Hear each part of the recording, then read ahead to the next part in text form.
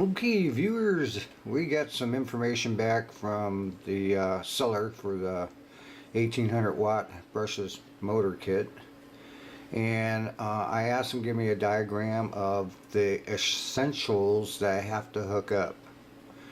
And if you notice, in the left hand side upper corner there's that brake wire that has to be hooked up.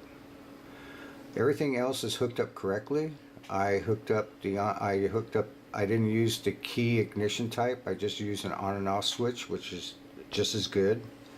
If you look at that forward reverse switch, it shows all three wires being hooked up to that. So that particular switch that I have is defective.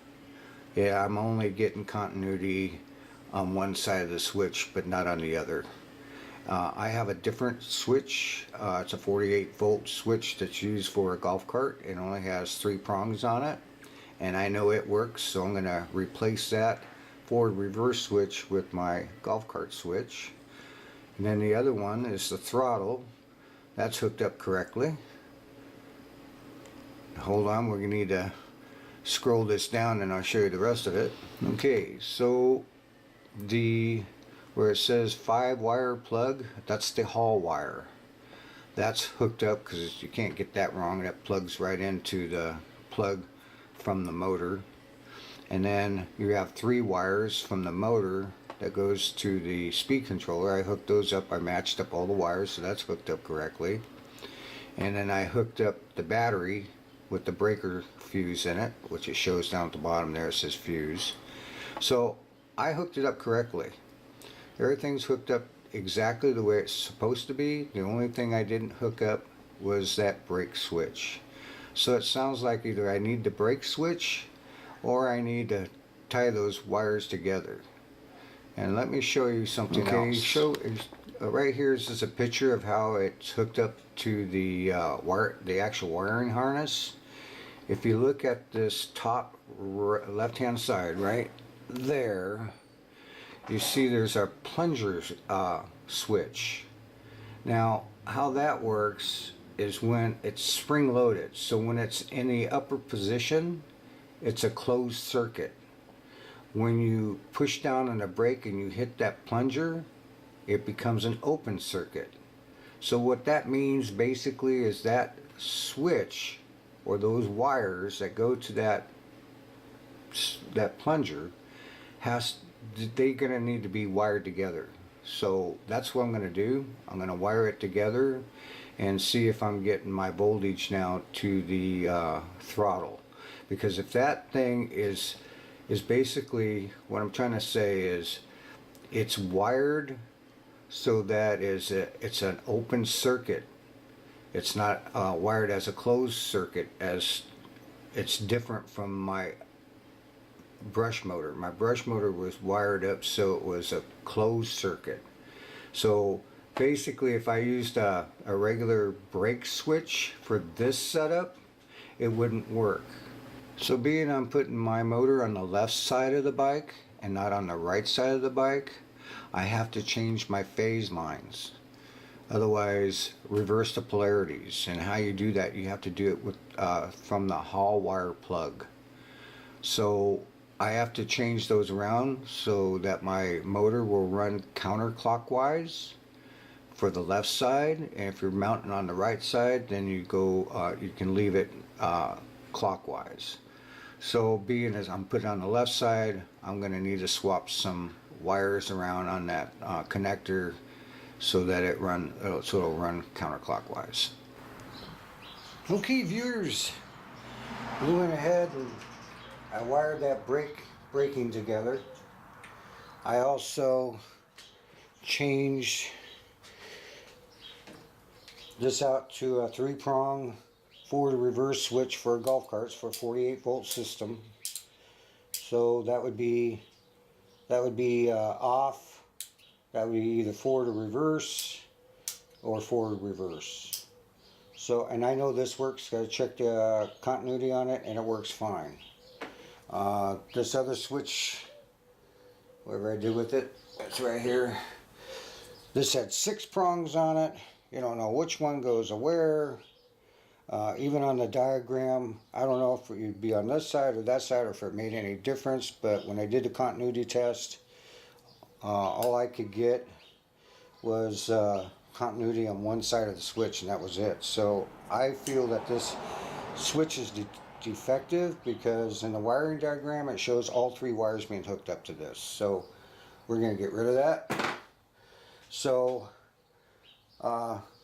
here goes nothing. I'm getting ready to turn this on and find out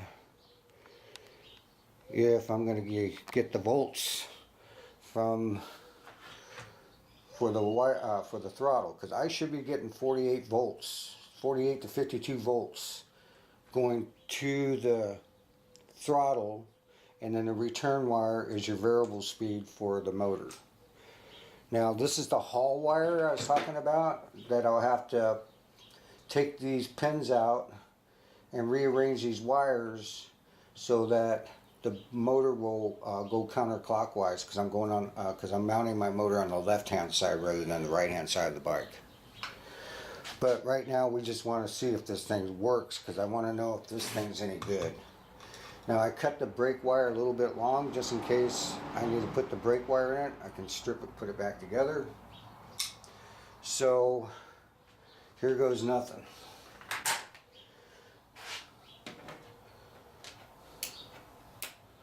Okay, we turn it on. We got our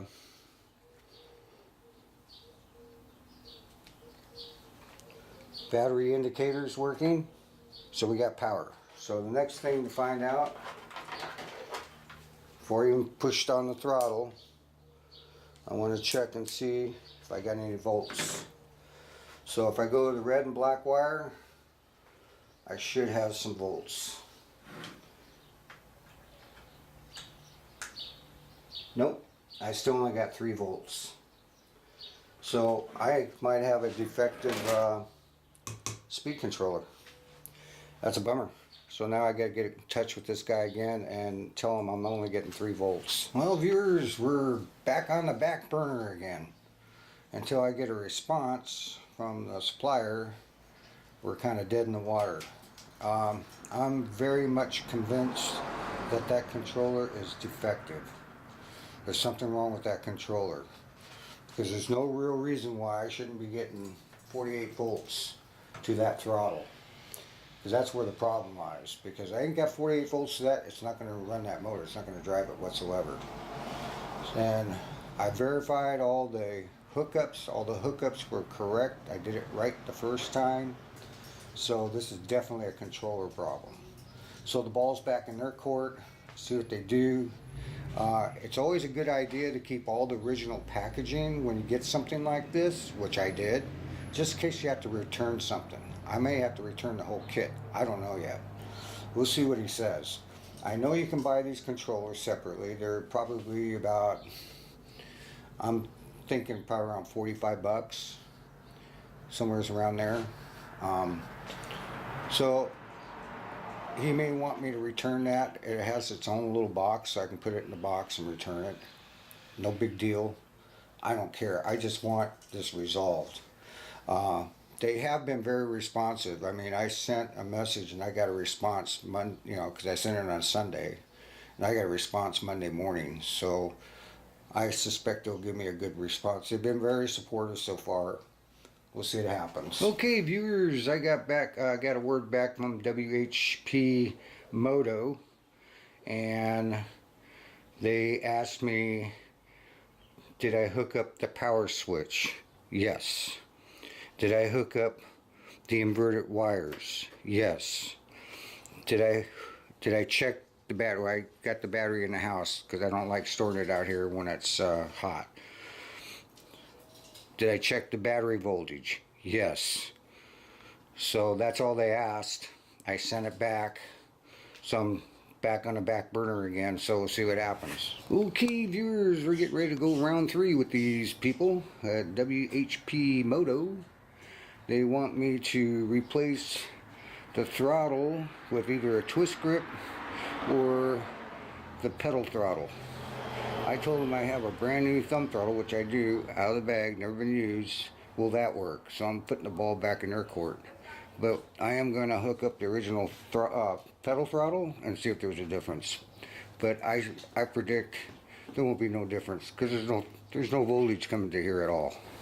Okay, viewers, I got the pedal throttle hooked up, and I get ready to turn on the system and see if there is a difference. Switch is already on. Turn it off. Make sure. Yep. Okay, we got power. Now push on the throttle. Nothing. Okay. Now we're going to check the voltage.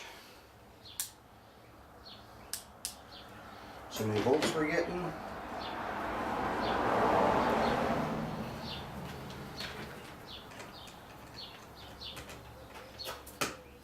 Three volts. No difference. Now what I'll do is I'll unhook this and hook in this one.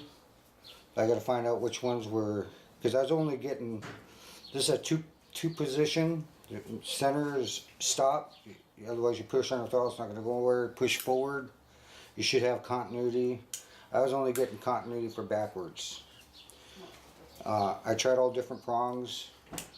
The only closed circuit I could get was in the backward position. So I'll hook this up just to verify, but I'm very convinced that this is no good.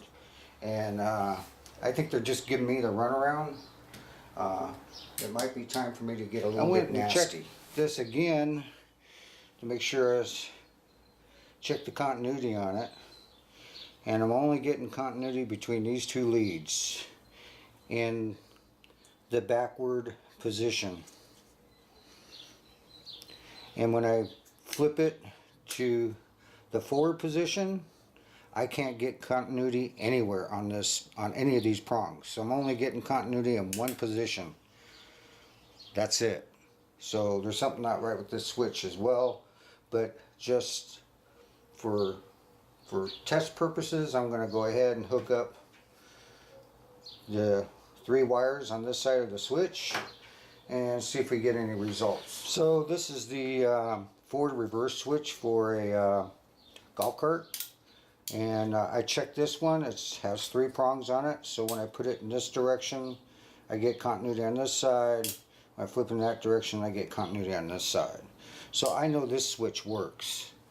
This one, I only can get a closed circuit or continuity on this side with it in the backward position. If I put it to the forward position, I tried every prong on here and I cannot get a closed circuit. So anyway, I hooked it up. I'm going to put it in the backward position, which it is. We're going to turn on the system. Okay, it's on. I thought it was on. There we go. We got power. Try the throttle. Nothing. Now we're going to go ahead and check the voltage.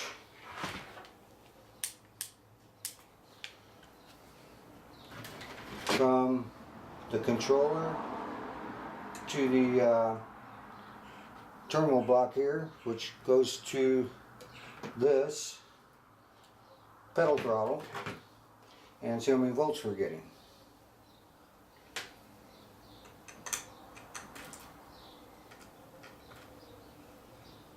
Three volts. Same result. So this is definitely no good. So it's time to get a little bit nasty. We'll see what they say. I told them all I had was a thumb throttle to replace this. It should work. It's a 48 volt 3 wire. It should work. It should make no difference whatsoever. So let's see what they say, because I told them all I had replaced this with was a brand new thumb throttle, which I do have. Now they tell me to use it. I'll take the new thumb throttle out and hook it up and see if it works. If it don't work, I'll send it back and tell them, look, enough is enough. Send me a new controller. Okay, viewers, we're getting ready to go round 4 with the WHP Moto people for this motor kit. The last communique they gave me yesterday was requesting me to, if I had one handy, replace the pedal throttle or replace it with a twist throttle. I replied back yesterday telling them all I had was a 48 volt 3-wire thumb throttle, brand new, which is this one right here. And they replied back to me this morning telling me that either a 48 volt 3-wire pedal throttle or a 48 volt 3-wire twist throttle or a 48 volt 3-wire thumb throttle are acceptable to use with this motor kit. And that's good news. That means I won't be returning this kit. It will work for my application.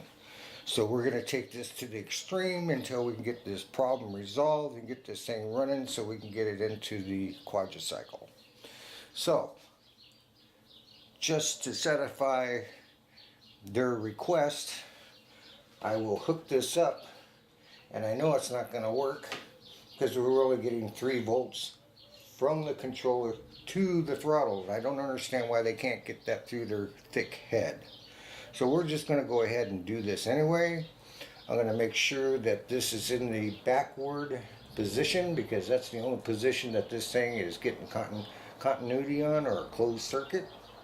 So I'm going to go ahead and strip these wires and switch it out. So for the sake of argument, we got this all hooked up, the new thumb throttle. It's all hooked up. Let's turn on the system and see what happens. Okay, I must have the power switch on, so we got power, we're good. Let's try the thumb throttle. Nothing. The motor's not working. And for the other sake of argument, let's check the voltage. Okay, we're going to check the voltage coming from the controller to the throttle. Red and black. 3 volts. Why am I not surprised? So viewers, it looks like we're setting ourselves up for round 5. I'm going to reply back to them and tell them enough of this beating around the bush. Send me a new controller. I'm also going to inform them about this switch where I have these 2 silver marks are the only position that has a closed circuit, and when you put it in the forward position, I cannot get a closed circuit anywhere on this switch. So I'm going to tell them that the switch is defective, or is this the way it's supposed to work? Because it doesn't make any sense. If that's the way it's supposed to work, why would you call it a forward reverse switch? Why would you even bother with it? So what I'm going to ask them, is it acceptable to use a 48 volt golf cart switch, a 3-prong? And if it is, I'd prefer to use this switch over that switch any day of the week, because this is much better made. It has a lower profile where this sticks out, where people could actually hit it and break it off. I'd much rather use this switch. So we're going to bounce the ball back in their park and see what happens next. Well, viewers, it wouldn't be any fun without having problems and disappointments along the way down this road. I'm getting educated as I go along as well. So the motor is in the works. Not that I need it right now, but it's a good idea to head this off, right away. So the ball's in his court. So in the meantime, we can go ahead and continue taking out these chip marks and do the spot primering and even it all up, so all those chips will be even with the original paint. We can do that. My wife is coming in tonight, so tomorrow I call the welder, Julian, and find out if I can drop this off so we can get this motor mount welded up to the axle frame so we don't have that flexing problem. Then when we get it back, then we gotta make up the motor plate, get that in, and get that resolved, get the motor plate done, and then we can go ahead and get the bike all painted up. And once we get the main frame painted up, then we got the front to paint up. And I had a little problem separating the steering column from the steering box, because there's a burr on there. So I need to resolve that too, because that has to be taken apart so I can paint it. Well, viewers, I just got in touch with Julian, the welder that I'm going to have weld up this motor frame to keep it from flexing. As you can see, there's only one spot that this frame is supporting the motor, and we need to attach it to the axle housing, because other than that it's flexing down and it's causing the chain to pop and overstretch. So I just called him because I got the car back. He told me to bring it in tomorrow morning around between 7 and 8 o'clock, because he'll be there, because I want to show him some of the changes. I made some changes to the welding concepts on this. So meanwhile, today I've been working on getting these chips smoothed out to the original paint, so everything's smooth to the original paint. There's no chip marks in it. So I don't mind working on this part and this part, because it's the only part they're going to be welding is down in here. But I did sand it, but I'm not going to paint it because they're going to be welding in there. So we're going to probably, this is where the mounts go for the steering box and for the steering column support. And because there's paint buildup on the frame and paint buildup inside the couplings that go over that for the steering support, it was really hard to get it off. And I'm probably going to have a hard time getting it back on. So I think what I'm going to do, I'm just going to use some paint stripper. I'm going to just strip these sections out, and also the inside of the couplings where it attaches to, so we won't have that paint interference. And I'll just primer it and then slap it on there, and then when we paint the bike, you won't be able to tell. As long as we got primer in there, because I don't leave this thing outside. It's always in the garage, and I don't really ride it in the rain. So we should be good. So I need to take out these chip marks, flip it upside down, see what other places we got chip marks. I probably can do that today. So that's where we're at. Well, viewers, I finally broke down and bought myself a welding machine. It's a MIG welder. It's a wire-fed welder. It's cheap. It costs like 85 bucks, and with shipping it was $108, I believe. From the reviews I saw were very good. Everybody said this is a good welder to buy for a beginner. I would be considered as a beginner because I haven't done any welding since high school. Just to give you an idea how ancient it was, when I did welding, we did stick welding. We didn't have wire feed. This has a wire feed on it. The nice thing about this is that it only requires a 110 to 115 outlet with a 25 amp breaker. But from reading the reviews, some of the guys were getting sloppy welds because of the fact that every time they start welding, even when they had a 25 amp, the breaker kept breaking on them while they're in the middle of welding. So how they resolved that problem is they put in a 30 amp dedicated outlet, and after that resolved their problems. So I will still have to get an electrician to come in and run me a separate line with a 30 amp breaker, so I'll have a good welder set up for myself. So this will weld up 1/8 inch thick type of steel, no problem, up to a 1/4 inch. Anything beyond that is iffy. But everybody gave this great reviews for 1/8 inch steel to 1/4 inch, and they said it's an excellent welder to learn with. So I haven't even opened it yet. I haven't pulled the instructions. I haven't looked at it. I don't want to be bothered with it right now because I got too much going on. I wouldn't even attempt to try to weld up this motor frame because I'm not that experienced.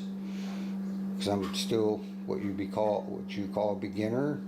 So this would be a good way for me to learn how to weld. So it's good to have it in my arsenal, just in case when I start up my bicycle business, someone brings in a frame that's needs to be welded up. I can take care of it as long as it's steel, because I'm not even sure if this will do steel and aluminum, but I know it will do steel. So I'll leave a link down in the description below if you're interested in something like this, because it was pretty cheap, and it's a good welder to learn with.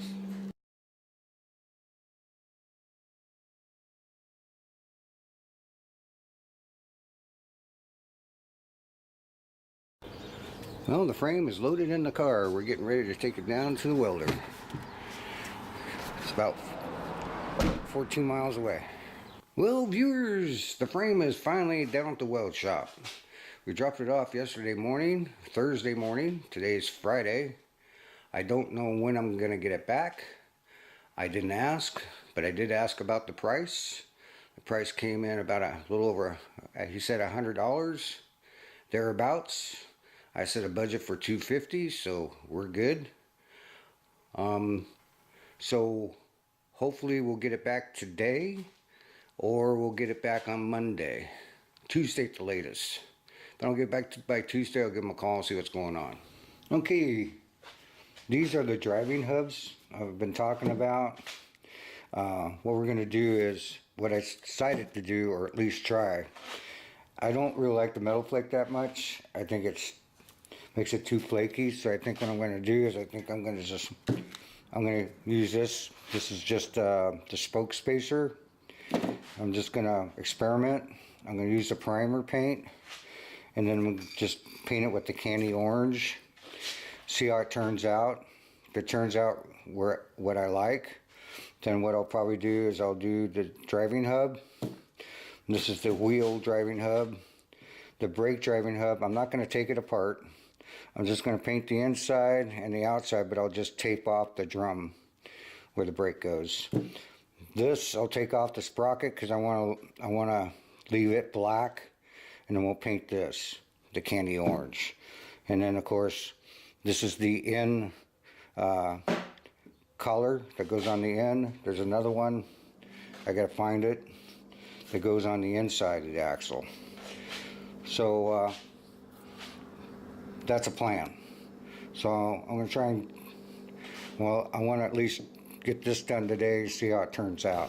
Well, I got 2 coats of primer. It's taking a lot of primer because it's kind of rough. I sanded it down the best I could. I'm not gonna spend a lot of time on it, but I want it to look fairly decent. So I'm going to put another coat of primer on it. As soon as it dries, I'll sand it down a little bit and put another coat on it until it fills in. So I don't want any dark spots showing, because this is a tinted type paint, so they won't cover these dark areas very well. So I want to make sure it's totally white. Well, I finished up that spacer. It's just an experiment to see the difference, and there's a big difference. This looks more copper than orange. I think that's what I'm going to do for the hubs. Although I'm probably going to do some tapered stripes on the frame with this metallic candy orange. I think that'll look kind of cool. But for now, I think all the driving hubs, these guys here, I'm going to do in this color, just like that. I think it'll look better. Plus, you can see how it's much easier to match up another orange to kind of give it a little highlight to it. I think I'll save this metallic for doing stripes, tapered stripes and stuff on the bike. Well, viewers, I keep flip-flopping on this driving hubs, the color I want to paint. I think I'm going to reserve this candy orange with the metallic color for doing tapered stripes on the frame once the bike is painted. and just paint these the same color as the frame color I'm going to paint, and I'm probably not going to do the turn knuckles. So I'm just going to use this stuff mainly for doing stripes on the bike, like tapered stripes. I might do some trim around my steering wheel, that kind of thing. So that's the new plan. It'd be cheaper that way, and it'd be easier that way. Well, this is the pedal pusher axle that I cut. And like the old saying goes, measure it twice, cut it once. Well, I measured it once and cut it once, and I cut it to the wrong size. Fortunately for me, I cut it too long. Then I cut it at 29 3/4. It should be cut at 19 1/2, but I'm going to add a quarter for the spacer, so I need to cut it to 19 3/4. You know, I don't know what I was thinking. I must have been on some other medication that I don't know about. In any event, we'll need to take care of that. Well, viewers, it's getting around that time. We're getting in that 30-minute mark.